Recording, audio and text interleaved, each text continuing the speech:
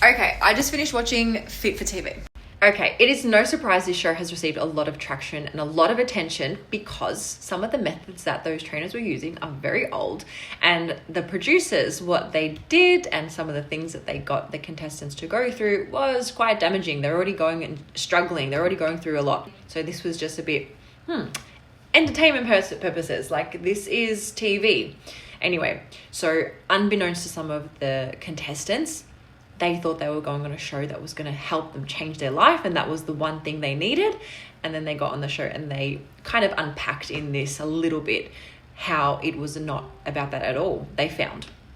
Anyway, so, okay, apologies for the frame, but they had Danny Kaye, who was the biggest contestant of all time. He lost 239 pounds. So he went from 430 to 191 pounds, and the show went for 30 weeks, I'm pretty sure. Quick little Google, 30-week competition with as many pounds as possible. Okay, so just to clarify, the Australian guidelines here are 500 grams to a kilo a week is considered healthy amount of weight. So if we were to do a 30-week program with a trainer and you were to lose 500 grams to a kilo a week, you could lose anywhere between 15 and 30 kilos, and that would be considered healthy. Now, you're on The Biggest Loser. You want to win 250,000 Australian dollars. That's what it comes up to.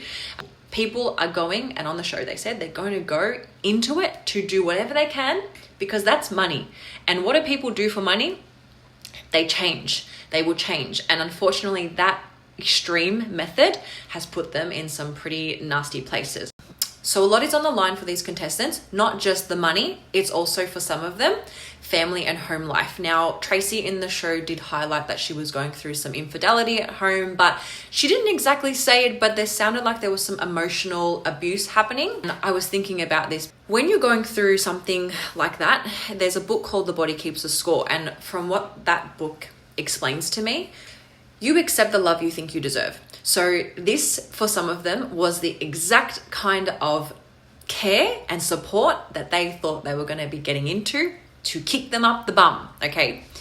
What I find with this documentary is that they didn't really discuss why people become obese and overweight. And something that I learned through that book, The Body Keeps the Score, is that people are often struggling with other shit. It's not just their food intake. Food intake is scratching the surface as to why they're struggling.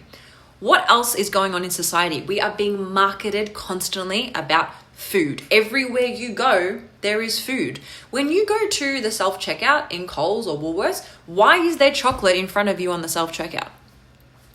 That is incredibly hard for some people to just walk past. Oh, I'll grab that. I'll grab that in the drive in the car, right? Simple stuff, right? Now, we look at the medical system. The medical system in some way, like I'm just going to say it, cholesterol, the big bad one apparently. Doctors keep telling people about their cholesterol, but they're actually not giving any advice, and there's nothing wrong with the cholesterol. Let's be fucking real. It's outdated as hell. Okay, 3, we're going back a little bit, but to someone's history. So what was their childhood like? How did they grow up around food? What was their family values around food? Was there some emotional or physical trauma that happened to this person, which has therefore made them find comfort in food? Because when we do eat, we release some happy feel-good chemicals like serotonin and dopamine. So your reward and pleasure centers become alive and active, and you feel better. And that's why we have comfort eating. For the time, it had 16 or so seasons, and it was popular, and that's what people bought into as entertainment and as reality, that they needed to do something that extreme. If that doesn't highlight to you the amount of people struggling who truly believe they need that to change their life, I don't know what does. Okay, I just Googled some green screen things that we could have on the screen as well, but they also worked out for 8 hours per day. Which athlete is working out for 8 hours a day? If you're an athlete at an Olympic level, I'd like to know. Please hit me up in the comments. But this is ridiculous. If anyone was to film this again, this would be like torture. How sore would their joints have been? Their recovery?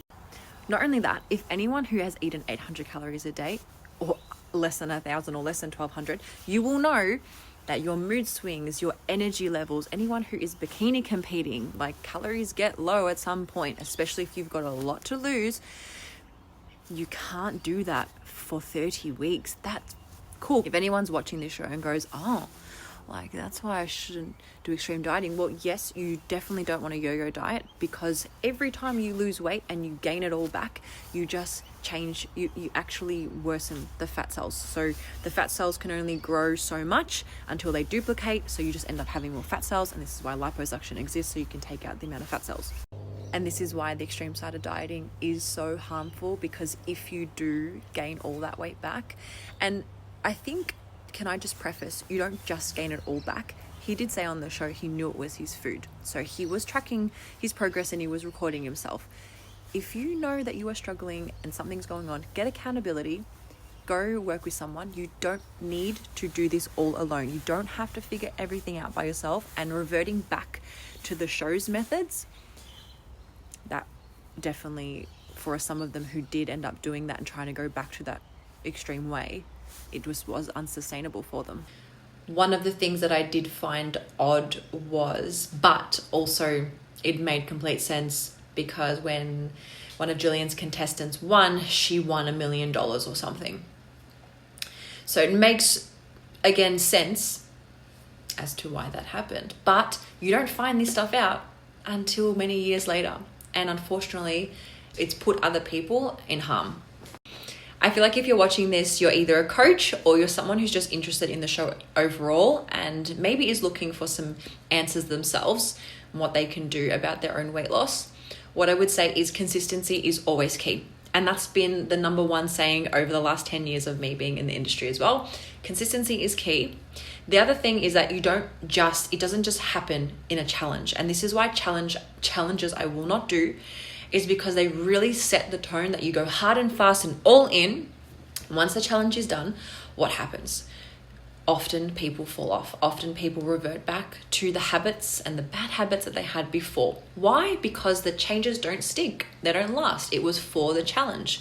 And at the end of the show, the contestants say you got to do it for the right reasons. And I really, truly believe that that is a great statement and a good sentiment to have when you are wanting to lose weight or wanting to change in general. However, there is also another layer here that I think is missing. What are those reasons? They have to run deeper than just to lose 10 kilos and fit into a dress. Believe me, because it will not last. And the consistency and the habits have to all be a priority. Like, what's the first thing that goes when you're stressed out? When you're busy, when you've got kids to look after, when you need to make money, the first thing to go is often people's activity level. And physical activity, as we know, is a natural antidepressant. Now, you might not be depressed, but it's also fantastic for stress and just in general, anxiety, mood regulation. So when you go work out, you also release endorphins. You release feel-good chemicals like serotonin and dopamine. It's those pleasure centers, and that reward center is being nourished and nurtured. My message for people watching this is don't lose hope. You need to change for life. You need to change for your fertility, for your children, for your own health, for your longevity, for when you're 80, for when you're going through menopause, and then 80 for osteoporosis. You need to change to be active, to enjoy the fruits of life. Quality of life is often measured by our leg strength and our grip strength. And I think, physical training is not hard. It's just something that you need to make a priority. Change just because you're motivated and something's pushing you and you've signed up for a 12-week challenge, perhaps. Will it stick? That's up to you. That's up to you. You need to become the person that truly believes in why they're doing what they're doing. And at Ladies That Lift, we are pretty thorough, and we talk a lot to our clients about the reasons they're doing something, because we want to get deeper and we want to understand what is driving them and why. Because you can't just change to fit into that dress. It's good. Believe me, it's good, but there's a lot more that is weighing, pun intended, on you sustaining that result over time. If you got that far, thanks for listening. I appreciate it. And I hope these thoughts just open and spark some interest and inspiration in yourself to find healthier, more sustainable approaches.